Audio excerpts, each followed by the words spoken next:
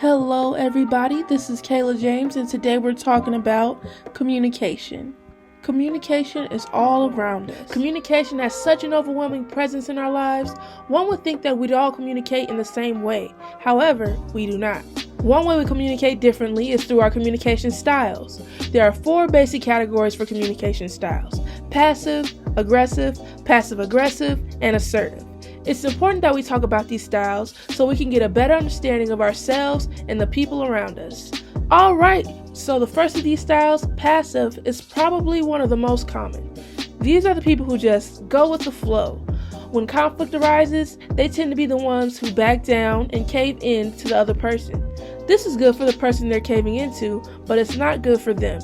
In doing this, they tend to neglect their own feelings about the situation, so oftentimes, these people feel unheard in group settings. If passive is your communication style, it's okay to say no sometimes.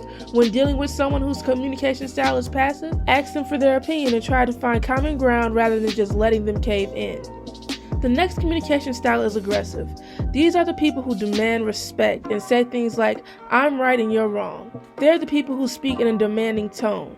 They often criticize others and they're overall intimidating. The perfect example of this is that one scene in Matilda. Listen, you little wiseacre. I'm smart, you're dumb. I'm big, you're little. I'm right, you're wrong. And there's nothing you can do about it. This type of communication is ideal for the people who are being aggressive, but this situation isn't good for the aggressee. When dealing with the person whose communication style is aggressive, make sure you stand your ground. If this is your communication style, try to take others' opinions and feelings into consideration.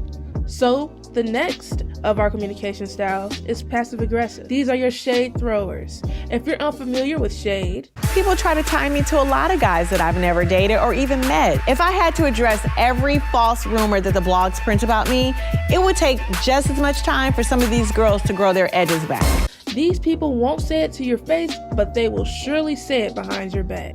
They don't voice their opinions directly. Instead, they go about voicing their opinions indirectly. They'll say things like, "Yeah, that's perfectly fine," but then they'll mutter something that contradicts the statement under their breath. When dealing with someone who's passive-aggressive, it's important to know that their actions speak louder than their words. If this is your communication style, try to be a bit more direct with people. Now, the last communication style, assertive, is arguably the most ideal communication style. These are the people who aim to please both sides of an argument. They give their opinions and they respectfully listen to others. They are direct with their statements and they take others' feelings into consideration.